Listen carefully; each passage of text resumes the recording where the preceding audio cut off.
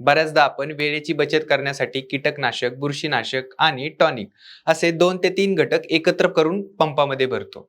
पण ही औषधे चुकीच्या क्रमाने एकत्र केल्यास त्याच्यातील रसायनांचं जे संतुलन आहे ते बिघडतं आणि द्रावण चक्क फाटू शकतं.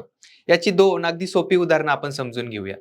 पहिलं उदाहरण आहे, जर समजा तुम्ही पावडर स्वरूपातील औषध आणि तेलकट द्रव म्हणजेच इसी कीटकनाशक चुकीच्या पद्धतीने पाण्यात जर थेट एकत्र केलं, तर दुधात लिंबू पिळल्यावर जसं दूध फाटतं ना, अगदी तसंच तुमचं औषध फाटतं आणि पावडरच्या गाठी तयार होतात.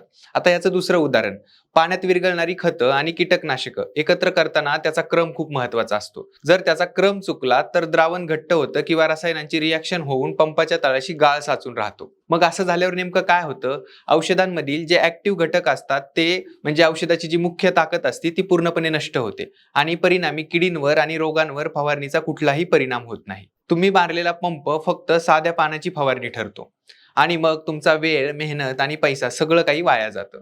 म्हणूनच फवारणीचा 100% रिझल्ट मिळवण्यासाठी औषध योग्य क्रमाने मिक्स करावीत. पावडर आधी टाकावी की लिक्विड?